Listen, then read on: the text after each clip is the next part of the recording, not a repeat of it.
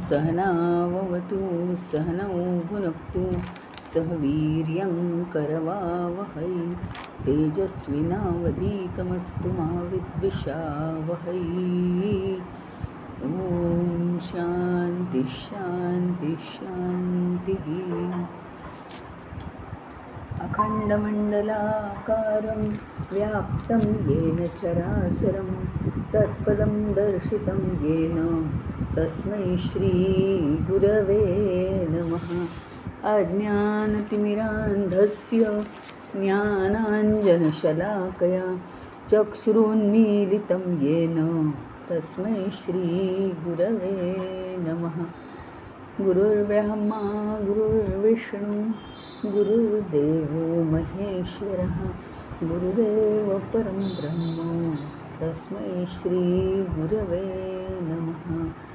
स्थावरं जङ्गमं व्याप्तं यत्किञ्चित् सचराचरं तत्पदं दर्शितं येन तस्मै श्रीगुरवे नमः। चिन्मयं व्यापि यत्सर्वं त्रैलोक्यं सचराचरं तत्पदं दर्शितं येन तस्मै श्रीगुरवे नमः।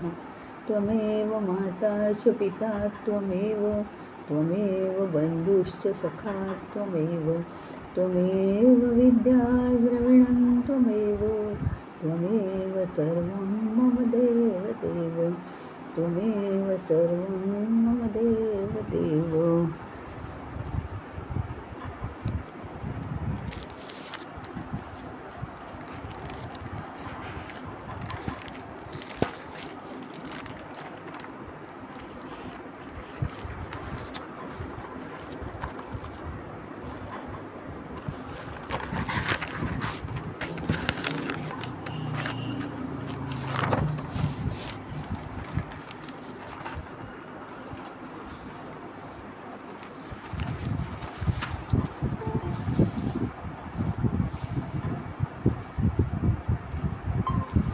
आज आपला प्रश्न आहे,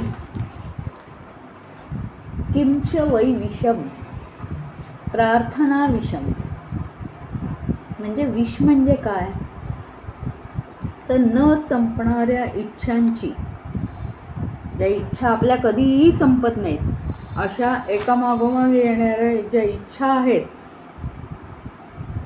त्या पूर्ण करण्यासाठी केलेली याचना, असा या प्रार्थना म्हणण्याचा अर्थ आहे. प्रार्थना म्हणजे काही समाजाचं भलं करणारी प्रार्थना नाही, तर सतत कोणत्याही इच्छा, काहीही बघून आपल्याला कोणत्याही इच्छा होतात, तर कोणत्याही इच्छा पूर्ण करण्यासाठी सतत आपण देवाला काहीतरी मागतो, अशा ज्या प्रार्थना आहेत आपल्या, त्याला विष म्हणायचं. कारण या ज्या निरर्थक ज्या इच्छा आहेत त्या जेव्हा आपण देवाला मागतो तेव्हा आपण आपल्या वासनाच वाढवतो ना, म्हणजे आपल्या जीवनात विष निर्माण करण्याचं लक्षण आहे.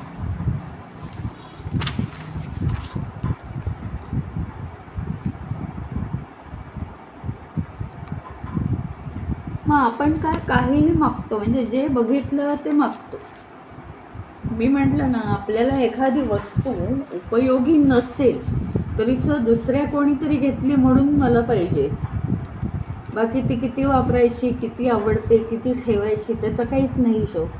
अशा निरुपयोगी अनेक ज्या गोष्टी आहेत, अनावश्यक गोष्टी आहेत, ज्याची काही गरज नाही त्या आणून घरामध्ये पडलेल्या राहतात, अशा गोष्टींची मागणी.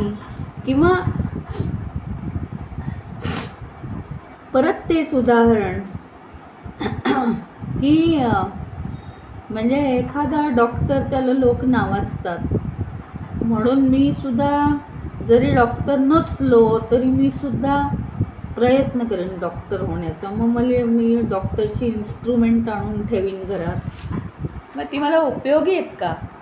हे म्हणजे उदाहरण मी एवढ्यासाठी देते. तसं जरी नसलं तरीसुद्धा अशा प्रकारे आपण करतो, अशा प्रकारे आपण वागतो, ज्याची आपल्याला गरज नाही आहे अशा प्रकारे आपण सगळी, म्हणजे कुठे काही पाहिलं की ते मलाच पाहिजे.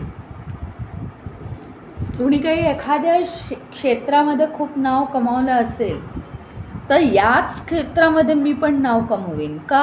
मला नाही जमणार ना, ते माझं वेगळं आहे. तर याच्यामुळे काय होतं, अनावश्यक गोष्टींची आपली मागणी भरपूर राहते देवाकडे. आणि ज्या आपल्या पूर्ववासना नाहीत पण लोकांचं पाहून ज्या वासना तयार होतात, तर त्याच्यामुळे आपल्या जीवनात एक प्रकारचं जन्ममृत्यू हेच मुळी विषय. आता ह्यात एक जर आपण उदाहरण घेतलं की भागवत कथेमध्ये सांगितलेलं आहे, ध्रुव बाळाची कथा आहे. तर ध्रुव बाळाच्या कथेत काय झालेलं आहे, फक्त सुरुची आणि सुनीती, उत्तानपाद राजाच्या 2 राण्या. मग सुरुचीचा ध्रुव, सुनीतीला वाटलं हा राजाच्या मांडीवर म्हणजे हाच पुढे राज्यावर बसणार की काय, तिने त्याला खेचून घेतलं. तर त्यांनी काय केलं, मग शेवटी त्यांनी असं केलं की त्याला राग आला आणि तो म्हणाला की मला आढळ पद हवं आहे. आणि आढळ पद हवं आहे ह्याच्यासाठी त्यांनी काय केलं, मग आढळ पद पाहिजे म्हणून त्यांनी अरण्यात जाऊन घोर तपश्चर्या केली. आता तो एवढासा बालक तपश्चर्या करतोय, परमेश्वरालाही दया आली, त्यांनी त्याची इच्छा पूर्ण केली. पुढे मोठा झाल्यावर ह्याला काय वाटलं, ध्रुवाला, की आपण एवढं मोठं तप केलं, आपण एवढं मोठं तप केलं आणि किती साधी गोष्ट आपण मागितली, आढळपद. आपण परमेश्वराला मागायला हवं होतं. त्याच्या उलट भक्त प्रल्हाद जो आहे, ह्या दोन्ही कथा भागवतामध्ये आलेल्या आहेत. तर तो भक्त प्रल्हाद जो आहे त्याला सुद्धा नरसिंहानी दर्शन दिलेलं आहे. नरसिंहानी दर्शन दिल्यानंतर नरसिंह म्हणतो, तू आता खूप भक्ती केलेलीस, तू आता वर माग. असं म्हटल्यावर तो म्हणतो, परमेश्वरा मला एक आणि एकच वर दे, देणारच असशील तर एकच वर दे, की माझ्या मनात सदैव भक्ती जागृत राहू दे, त्या ईश्वरापासून मी दूर जाता कामा नये, असं प्रल्हादांनी मागितलेलं आहे. म्हणजे शेवटी काय आहे, आपल्याला मागण्याची शक्ती दिली आहे. परमेश्वर आहे आपल्याजवळ देणारा, परमेश्वर देणारा आहे आणि मागणारे आम्ही आहोत. दोन्ही कथांवरून काय आम्ही मागितलं पाहिजे हे चांगलंच समजतंय आम्हाला. कारण काय, जीवनामध्ये अनावश्यक किंवा कमी मूल्याच्या गोष्टी मागून आपण काय करणार आहोत, आपण मागणार तर आहोतच, देणारा ईश्वर तर आहेच. मग आपण मोठ्या गोष्टी, आपल्या महत्त्वाच्या ध्येयाच्या गोष्टी आपण का नाही मागू शकत? त्याचं कारण आमची ध्येयच खूप लहान आहेत आणि हे ध्येय लहान असल्यामुळे आपण ज्या अनावश्यक गोष्टी मागतो आहे देवाला, तर त्या अनावश्यक गोष्टी म्हणजेच आमच्यासाठी विष आहे, विष.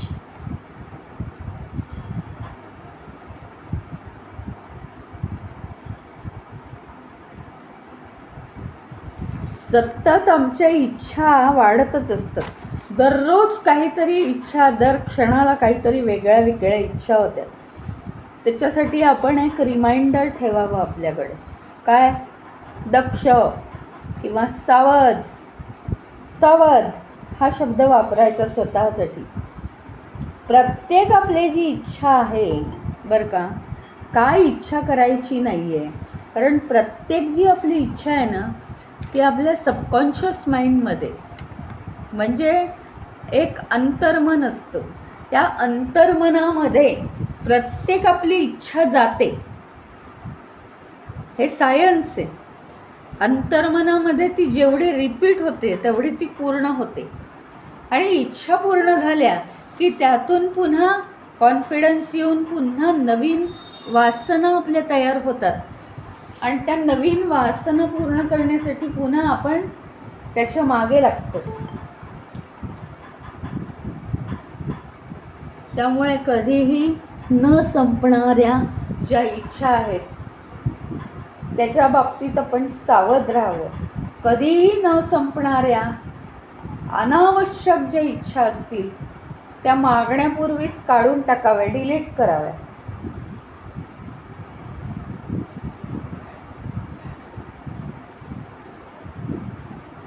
जेवढ्या इच्छा आपल्या मनामध्ये निर्माण होतात तेवढ्या त्या सगळ्या पूर्ण करायला काय माहिती का, आपण खूप इच्छा करतो. इच्छांचं रूपांतर शेवटी कशात होतं तर वासनांमध्ये. त्या परत परत रिपीट झाल्या.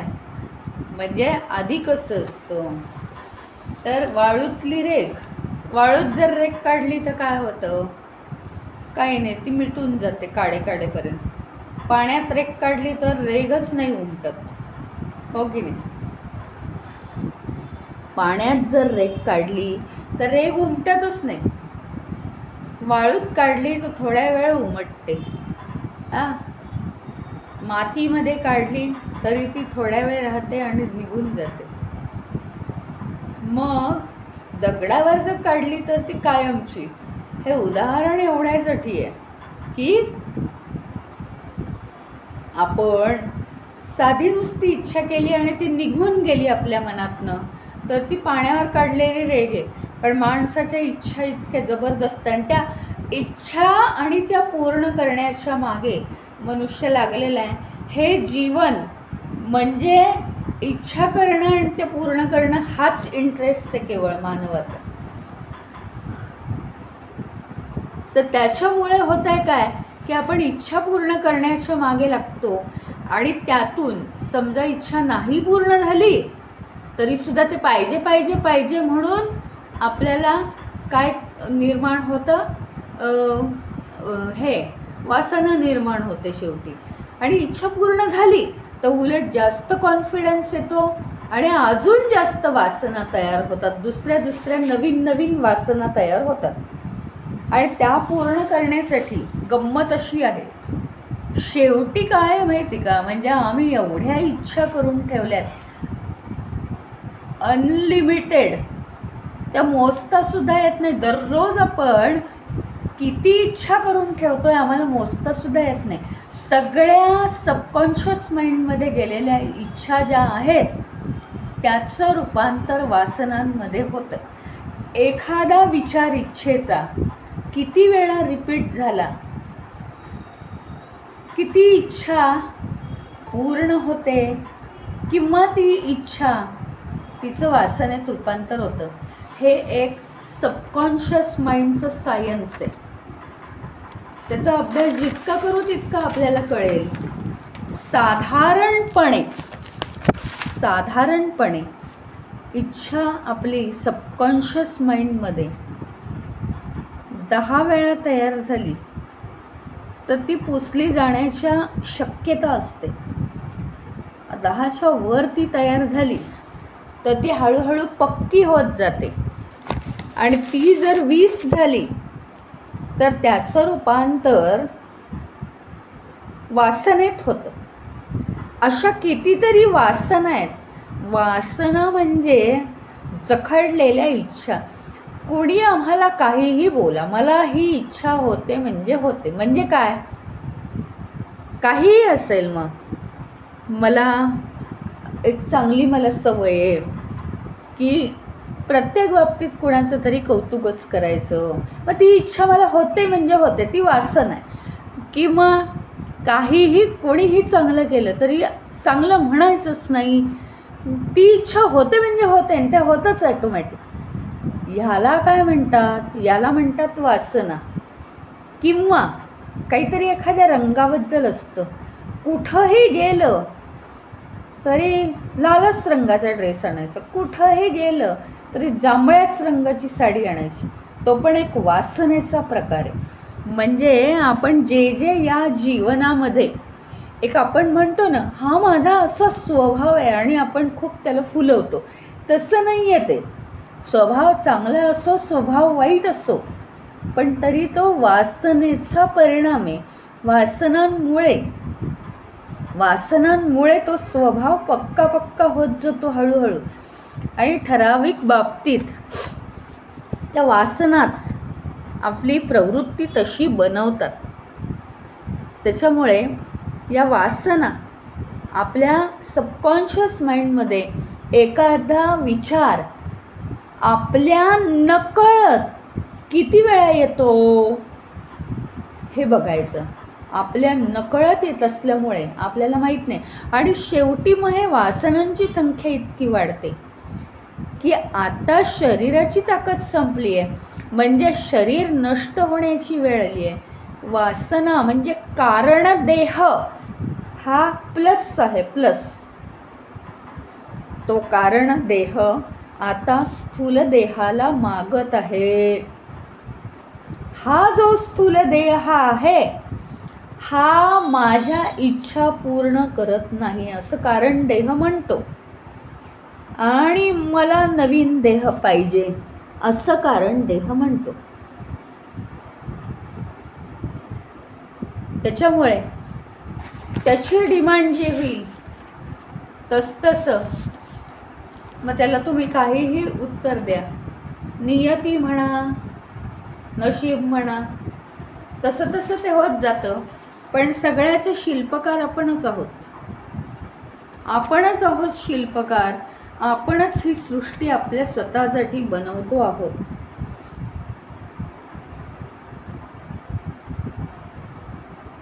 आणि म्हणून आपल्या ज्या वासना आहेत त्या पूर्ण करण्यासाठी आपल्याला पुन्हा दुसरा जन्म घ्यावा लागतो. बरं, तिथे जन्म घेतल्यावर आपण काही शांत बसतोय का? आता परत नवीन वासना करून ठेवतो. आता आपण असं नाही म्हणत माझ्या मागच्या जन्मीच्या राहिलेल्या वासना फक्त मी पूर्ण करायला आलोय बरं का, असं नाही म्हणत आपण. म्हणजे उदाहरणार्थ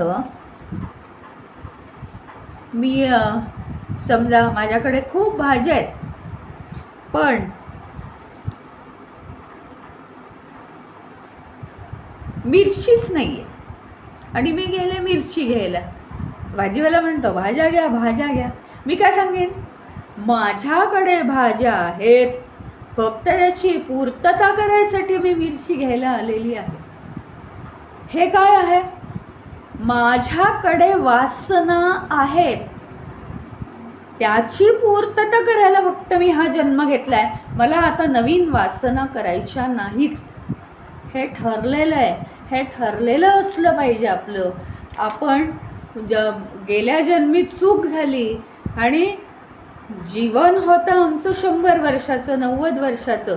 शरीराला ह्याच्यापेक्षा जास्त काही पेलत नाही. आणि मग काय झालं? मग असं झालं की पुन्हा त्या वासना केल्यामुळे स्थूल देहाच्या आयुष्यापेक्षा वासना जरा जास्त वेळ घेत होत्या. त्यामुळे स्थूल देह संपला आणि वासना म्हणजे कारण देह, तो स्थूल देहाशिवाय राहू शकत नाही, त्याला सॅटिस्फॅक्शन होत नाही. म्हणून तो आता दुसरा स्थूल देह मागणी करत आहे. मग झालं, घाईघाईने पुन्हा योग्य अनुकूल परिस्थितीत आपल्याला जन्म मिळतो आणि आपण जन्म घेतो. दुसऱ्या जन्मात ठरवलं पाहिजे आता माझ्या वासना फक्त पूर्ण करायला मी आले आहे, बाकी मला नवीन वासना तयार करायच्या नाहीत, तरच संपेल, नाहीतर पुन्हा जन्म.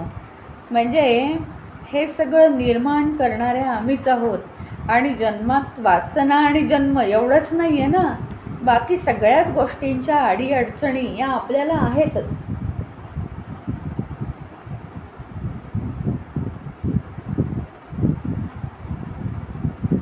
मग इच्छा तुम्ही म्हणा आता, हां मग हे असं केलं, मग आम्हाला ना आता खूप मंदिरं बांधायची इच्छा होते. मग हे इच्छा चांगली का वाईट? आणि तर प्रमाणाबाहेर तुम्ही मंदिरच बांधलत बसलात. इच्छा चांगली असो का वाईट असो, हां इच्छा चांगली असो का वाईट असो, पण इच्छा ती इच्छाच ना. म्हणजे इच्छा ही वासनेतच रूपांतर करणार आहे की नाही. त्याच्यामुळे इच्छा ही कोणतीही फार बळावणं हे योग्य नव्हे.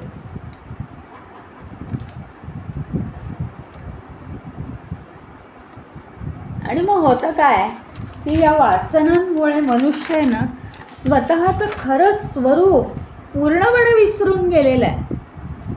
आणि स्वतःचं खरं स्वरूप विसरल्यामुळे इतकी फजिती झाली की आता तो स्वतःचं जे खरं स्वरूप आहे तेच तर मुळी पूर्णत्व आहे, तेच सॅटिस्फॅक्शन आहे, तोच आनंद आहे. तर तो ते सगळं विसरून गेला आणि सगळीकडे आता पूर्णत्व मला प्राप्त करायचं आहे, मला पूर्णत्व प्राप्त करायचं आहे असा फिरत राहिला आहे. आनंद मिळवण्यासाठी तो आनंद शोधतो आहे. असा अंतःकरणामध्येच परिपूर्ती आहे आणि तो परिपूर्तीचा आनंद आहे. पण आपल्याला आता कशाचीही गरज नाही आहे. अंतःकरणाच्या आतच ती परिपूर्ती आहे, शांती आहे, आनंद आहे, हे तो पूर्णपणे विसरून जातो. त्याच्यामुळे त्याला कधीही पूर्ण आयुष्यातनं समाधान मिळत नाही.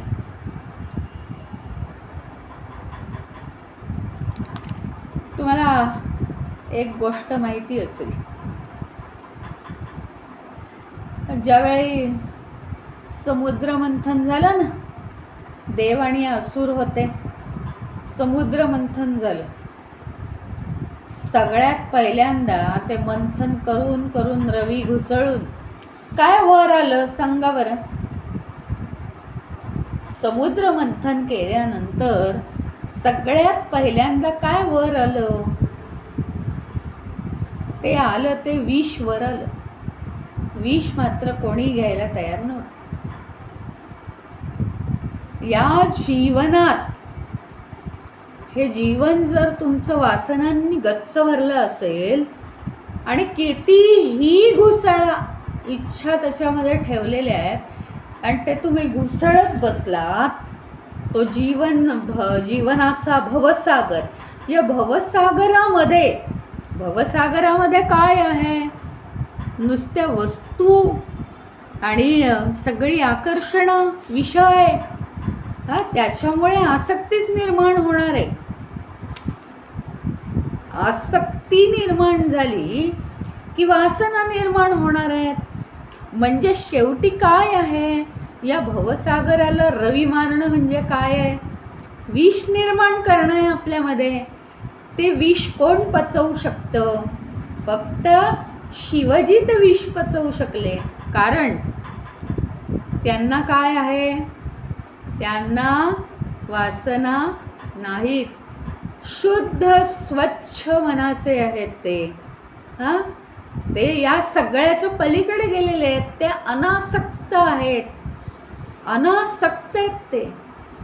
आपण अनासक्त राहिलो तर या भवसागरातली रवी कितीही जरी फिरली तरी त्याचं विष आपल्यापर्यंत पोचत नाही. म्हणजे जरी कितीही आपण संसार केला तरी ते विष आपण अगदी सहजपणे पचवू शकतो.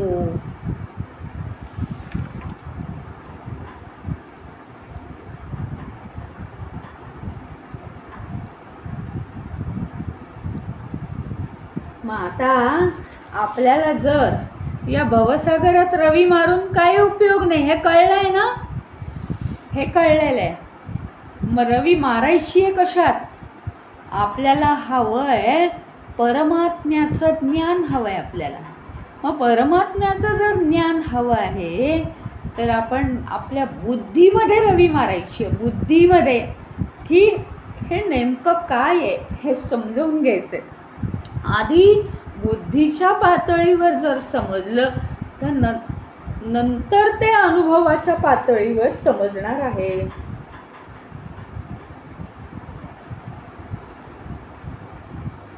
आपण जी परमेश्वराला प्रार्थना, प्रश्न काय चाललाय आपला, कुठली प्रार्थना म्हणजे काहीतरी मागत राहणं, काहीतरी मागत राहणं, हेच आपल्यासाठी विष आहे. अनावश्यक गोष्टी आपण मागतो. तर परमेश्वराला काय मागावं? मग आपण काय मागितलं पाहिजे? मला सत्य प्राप्त करून दे, मला धैर्य प्राप्त करून दे, मला वैराग्य दे, मला ज्ञान दे, मनःशांती दे, मला बुद्धीचं तेज दे, आंतरिक शांतता दे. अशा गोष्टी मागितल्या पाहिजेत. त्याला शरण जावं. आपण खऱ्या अर्थाने जर ईश्वराला शरण गेलो तर आपल्या सगळ्या प्रार्थना जिथल्या जिथे थिजतात. काही बोलायचं राहतच नाही. त्याला कळतं, त्याला जे द्यायचं ते तो देईल, अशी आपली श्रद्धा असते त्याच्यावर.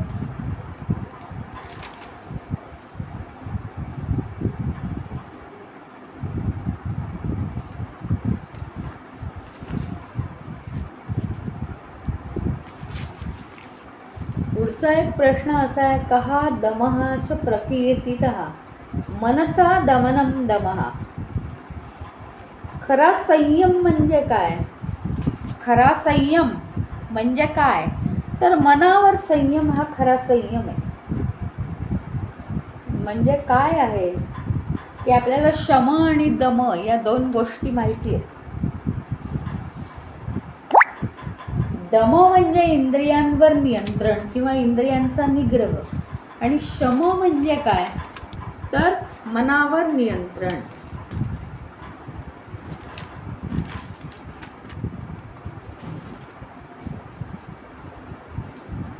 शम म्हणजे मनावर नियंत्रण. ॲक्च्युली काय आहे माहिती का, दमावर शम अवलंबून आहे आणि शमावर दम. म्हणजे आम्हाला कधीतरी आहे ना बाहेर जाणारी, बाहेर फिरणारी आमची इंद्रिय ही कंट्रोल केली पाहिजे, साधना केली पाहिजे आम्ही, म्हणजे आमचं मन शांत होईल. कुठेही ही इंद्रिय वाहत जायला नको. इकडे पाहत बसलं की इकडेच पाहत बसलं. लहान मुलं नाही का, रस्त्यात जर काही गोंधळ झाला असेल तर त्या गर्दीत शिरून काहीतरी पाहत बसतात, घरी जायचंच विसरतात शाळा सुटल्यावर. असं नाही आहे. तर इंद्रियांवर संयम हवा. इंद्रियांवर संयम म्हणजे दम आणि मनावर संयम म्हणजे शम. तर आपण जर इंद्रियांना बाहेर फिरू दिलं नाही, म्हणजे ध्यानधारणाच्या वेळी आपण हे शिकलो की इंद्रियांवर संयम ठेवायचा आहे, तर आपलं मन शांत होतं. आणि आपण हळूहळू, म्हणजे ज्याला जे जमेल ते त्यांनी करावं, आपण मनावर संयम ठेवायला शिकलो तर या शमामुळे इंद्रियांचा संयम आपला ॲटोमॅटिक सुरू होतो. म्हणजे कुणाचं कधी काय होईल हे सांगता येत नाही. आधी शम होईल किंवा आधी दम होईल, त्याचा असा नियम नाही. ते एकमेकांवर अवलंबून मात्र आहेत. मन शांत झालं की इंद्रिय शांत होतात, किंवा इंद्रिय शांत झाली की मन शांत होतं.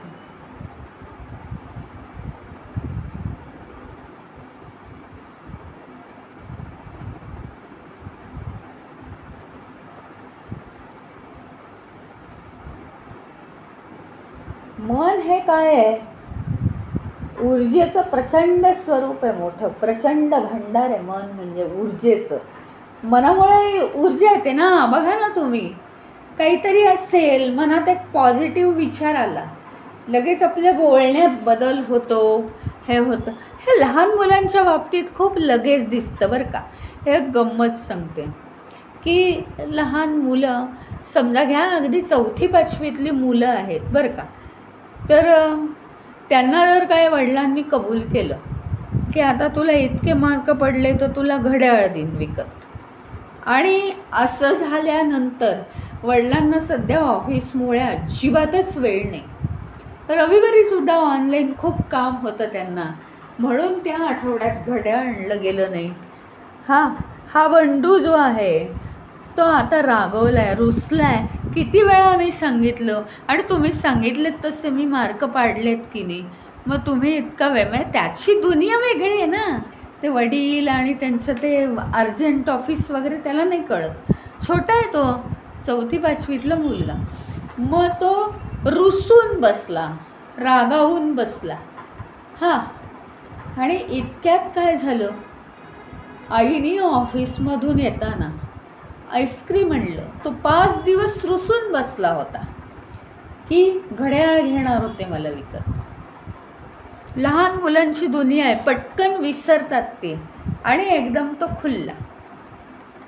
आता तुम्हाला वाटतं तो लहान आहे म्हणून असं झालं आणि त्याला आईस्क्रीम आवडत होतं म्हणून असं झालं. तसं नाही, आपलं सगळ्यांचंच असं आहे.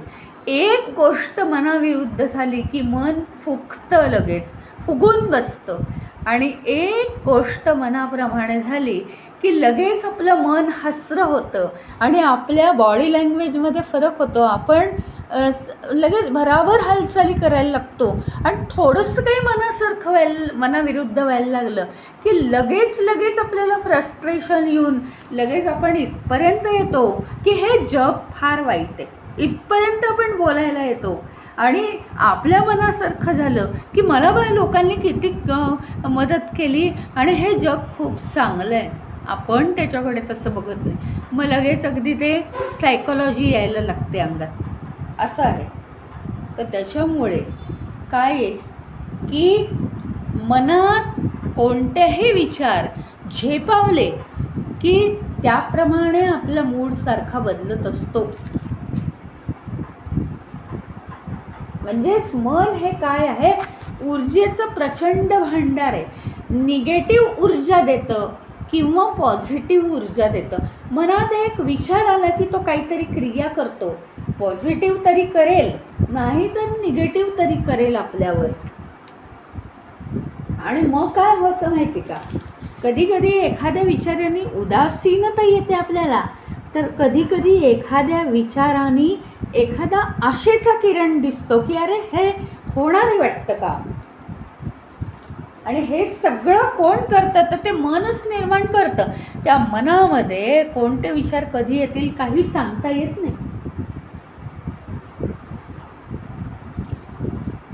मनाप्रमाणे जर झालं नाही तर मन द्वैतसुद्धा निर्माण करतं, आणि मनासारखं झालं तर मन सगळं सोडूनसुद्धा येऊ शकतं.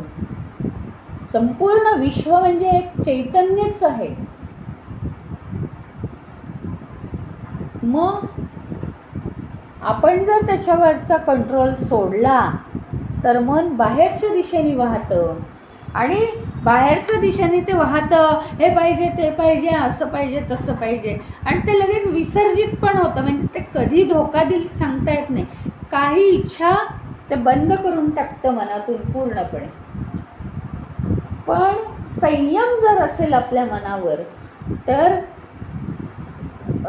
याचा मनाचा उपयोग उच्च आपला म्हणजे उदात्त बाबतीत झाला पाहिजे.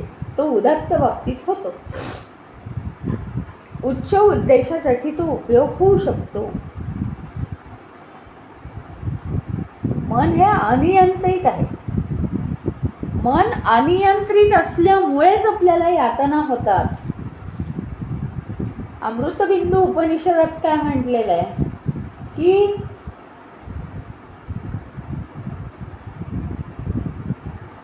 मन ही एकच गोष्ट अशी आहे की बंधनाचं सुद्धा कारण आहे आणि स्वातंत्र्याचं सुद्धा कारण आहे.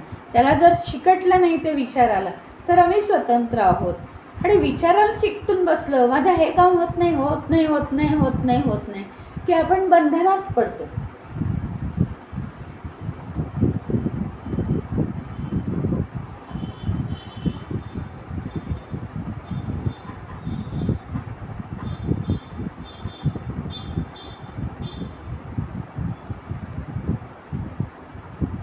मनाला जर संयमात ठेवलं तर त्याच्यासारखा दुसरा मित्र नाही. आणि मनाला जर त्याच्यावरचं नियंत्रण काढून घेतलं तर त्याच्यासारखा दुसरा शत्रू नाही.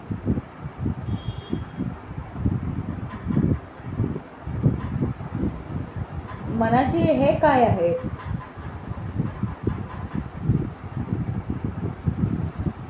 मनाचा नियंत्रक कोण आहे? त्याला नियंत्रण करणारी बुद्धी असते शेवटी. त्याच्यामुळे बुद्धी काय काय करते? विवेक, योग्य निर्णय घेणं, दृढ निश्चय, भेदभाव, चांगले वाईट गुण,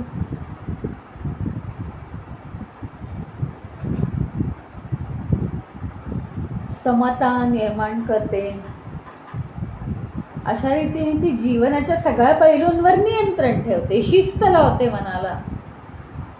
मग मनाचा संयम तुम्ही करणार कसा? बुद्धीच्या साह्याने तर करायचंच आहे, योग्य तो विचार करून. पण एरवी कसा करायचा? तर जप, ध्यान, ग्रंथांचा अभ्यास झाला पाहिजे. आणि जप, ध्यान हे केलं पाहिजे आपण, कारण अभ्यासाशिवाय काही होणार नाही.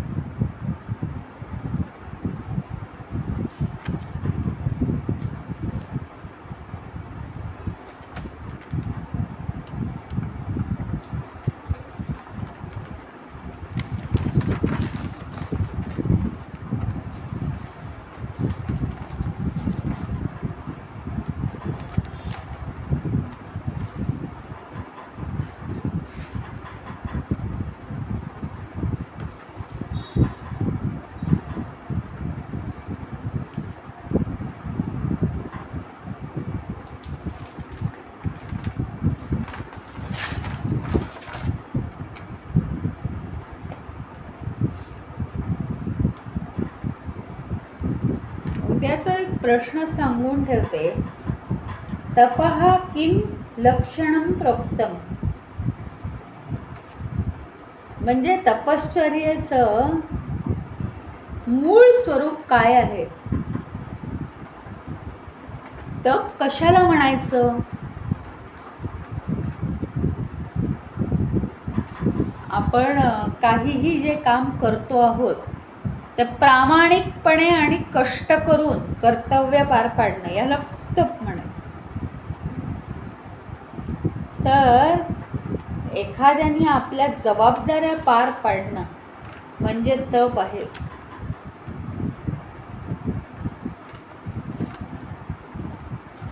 याच्यावर उद्या विचार करून यायचा आहे. तप कशाला म्हणतात?